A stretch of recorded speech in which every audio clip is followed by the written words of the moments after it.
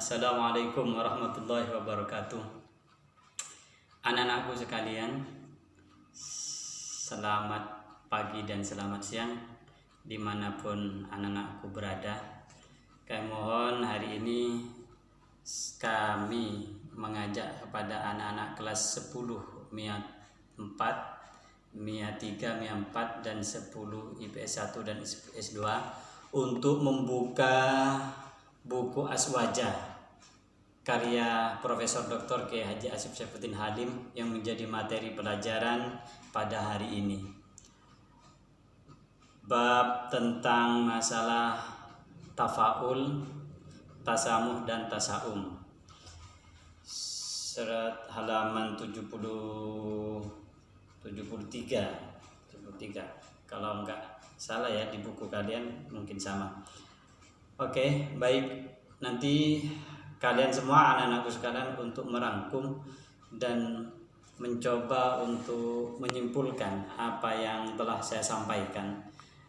Baik untuk anak kelas 10 MIA 3, MIA 4 dan 10 IPS 1 dan IPS 2. Karena materinya sama, untuk kalian mungkin ini akan jadi bahan UAS nanti ketika awal masuk insya Allah akan UAS, jadi kalian sehingga tidak kosong materinya.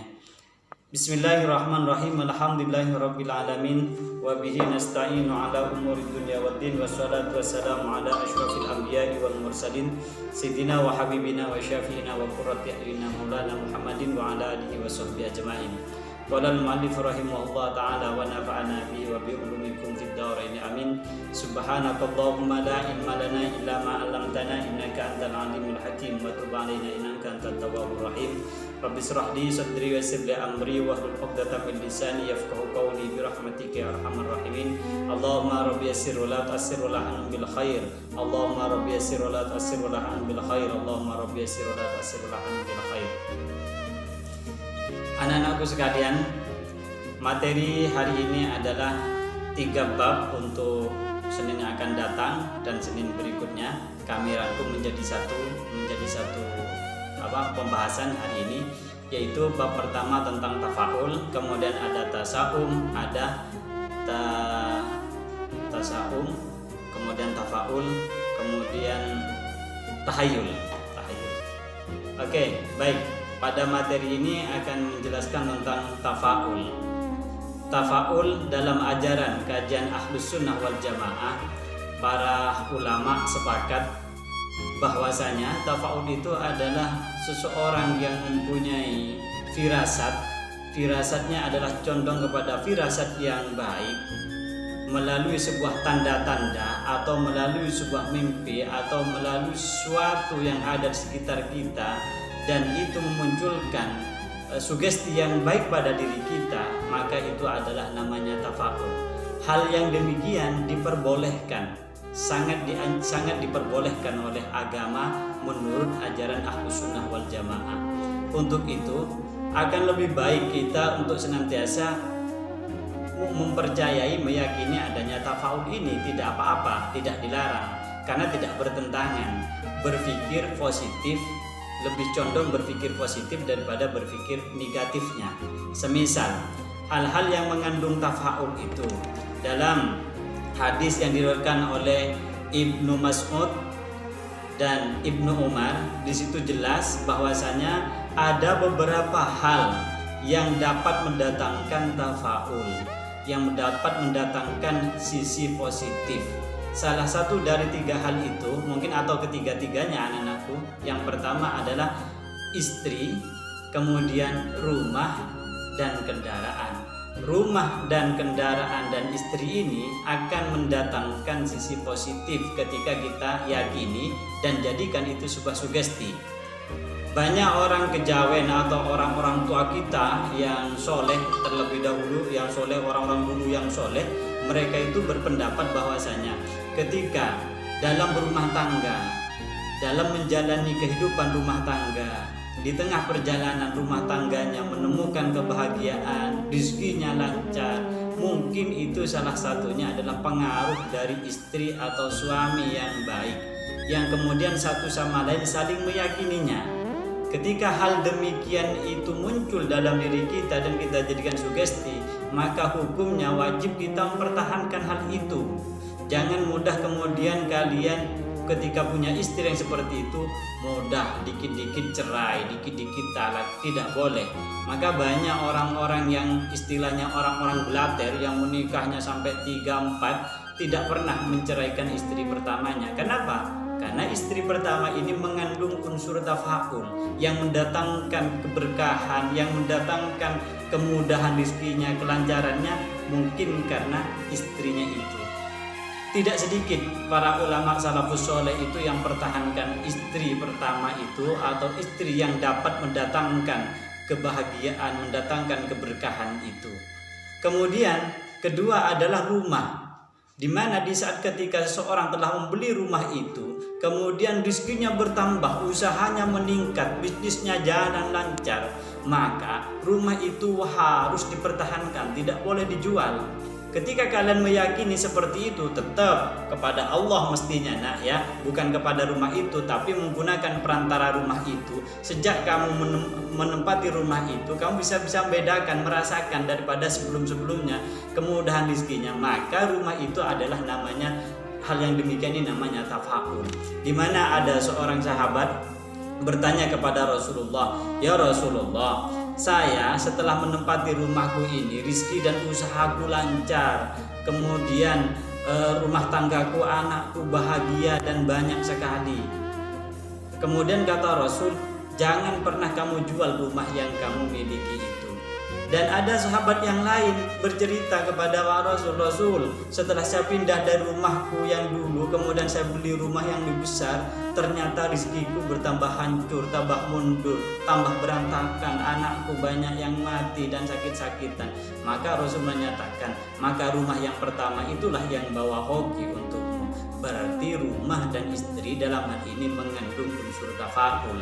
Tafaul meyakini kepada Allah melalui rumah atau istri yang baik itu sehingga dapat mendatangkan keberkahan, itu perlu ada. Lebih-lebih kita sebagai orang Jawa mestinya harus punya sugesti seperti itu daripada berprasangka negatif. Kemudian yang ketiga unsur tafaul itu adalah melalui sebuah kendaraan. Kalau zaman dulu adalah kuda, kalau zaman sekarang mungkin sepeda motor atau mobil. Ketika kalian punya rumah atau mobil itu selalu mendatangkan hoki, tidak mudah jatuh, tidak mudah tabrakan, maka perlu kendaraan itu tidak harus kamu cepat-cepat untuk menjualnya. Kalau perlu itu jadikan sebuah kenangan di mana kalian sekaya apapun mobil dan kendaraan tidak boleh dijual, karena itu adalah penarik daripada rizkimu. Melalui itu Allah memberikan berkah. Tapi sekali lagi ingat bahwa itu semua adalah karena Allah. Cuman kita bersugesti melalui itu mendatangkan rezeki. Itu namanya tafaul. Adapun tasaum. Tasaum itu adalah ketika kita berkeyakinan bahwa melalui firasatmu kemudian kamu munculkan dalam dirimu akan terjadi suatu musibah dan segala macamnya, maka itu adalah tasaum namanya.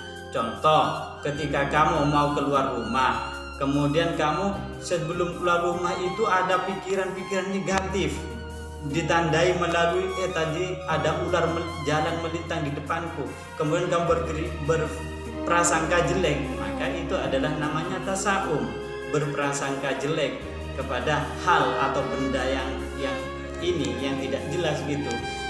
Maka hal itu harus dibuang, harus kembalikan kepada Allah. Keyakinan Ahlus Sunnah wal Jamaah harus melawan itu dengan tawakal kepada Allah, senantiasa berdoa sama Allah untuk diselamatkan dari hal-hal firasat yang jelek.